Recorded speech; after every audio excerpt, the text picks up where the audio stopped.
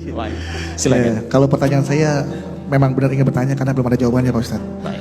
Jadi kadangkala kita suka tidak sengaja dalam kehidupan sehari-hari terjebak atau masuk dalam perilaku syirik yang tanpa kita sadari gitu Pak Ustadz. Misalkan nih, saya pergi ke dokter, ya kan?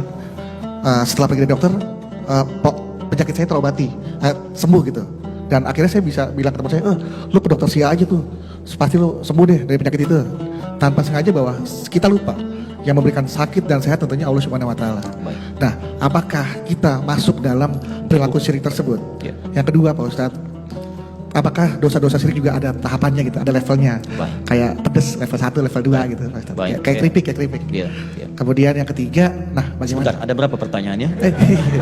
3, tapi jadi satu jawaban kali Pak Ustadz. Baik. Yang ketiga, bagaimana supaya kita terhindar dari dosa-dosa syirik Pak Ustadz? Baik. Terima kasih Pak Ustadz, mau jawab. Baik. Saya jawab yang ketiga dulu ya. Bagaimana supaya kita terhindar dari dosa syirik? Jawabannya sederhana, jangan syirik. Baik ya, itu satu. Baik, kita sekarang ketahui dulu. Untuk menghindari dosa syirik itu kita harus kenali berapa ragam dosa syirik. Kemudian apakah kasus yang Anda sampaikan di awal tadi termasuk bagian dari syirik atau pengantar kepada syirik yang bisa ditutup dengan amalan-amalan yang lain. Syirik itu dibagi oleh para ulama kepada 2 bagian. Ada syirkul akbar, syirik yang terbesar. Yang ini masuk dalam klasifikasi pertama dari 7 jenis dosa besar, yaitu langsung menyekutukan Allah dengan ucapan ataupun perbuatan. Misal, Anda yakin Allah misalnya Tuhan yang sesungguhnya, tapi saat bersamaan Anda juga misalnya ikut-ikutan ibadah di tempat agama lain, atau datang kepada misalnya minta-minta kepada dukun, paranormal dan sebagainya dengan pengharapan bahwa mereka bisa memberikan apa yang Anda harapkan. Maka itu disebut dengan syirkul akbar. Atau percaya pada benda-benda. Anda koleksi keris misalnya kan, Anda koleksi misalnya seruling, di situ Anda katakan dengan punya keris ini saya akan punya kekuatan sampai bisa jalan di atas air. Ya, misal ini masuk dalam syirkul akbar. Yang kedua ada syirkul asghar, syirik yang paling ringan, namanya riya. Riya, pamer atas amalan-amalan atau perbuatan baik yang telah dilakukan atau sedang akan dilakukan. Maka konsekuensinya yang kedua ini seketika menggugurkan semua amal. Misal, Anda mau berinfak di bulan Ramadan, sudah disiapkan. Infaknya misalnya 100.000, tapi begitu mau dimasukin ke dalam kencelengan, Anda kemudian perkenalkan dulu 100.000, ya. Nah, itu riya namanya.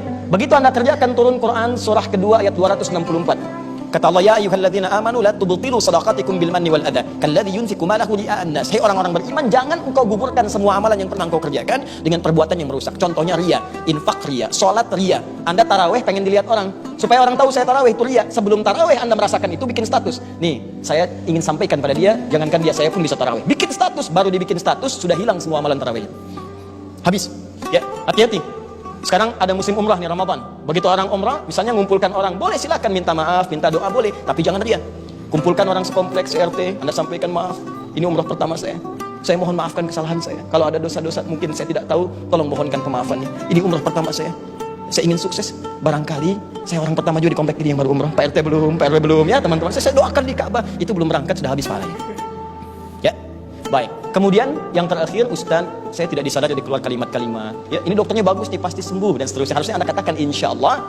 Kalau hal-hal yang tidak disengaja dan tidak diniatkan untuk berbuat seperti itu, maka dosa-dosa itu termasuk kategori dosa yang langsung bisa ditutup dengan sholat, ditutup dengan Ramadan, ditutup dengan Jum'ah. Hadisnya hadis Muslim, dalilnya nomor hadis 233. Nabi menyampaikan, as-salawatu ila salawat, wal jumu'atu ila jumu'ah, wa Ramadan ila Ramadan kafaratun lima bainahunna. Salat satu ke salat yang lainnya, Jumat ke Jumat, termasuk Ramadan ke Ramadan, menggugurkan dosa-dosa kecil yang tak sengaja dan tak diniatkan terjadi seperti itu. Kalau sadar kemudian salah, cepat istighfar. Itu rumusnya di Quran surah ketiga ayat 133. Wasari'u ila maghfirah. Paham insyaallah? Baik, Allah taala alam.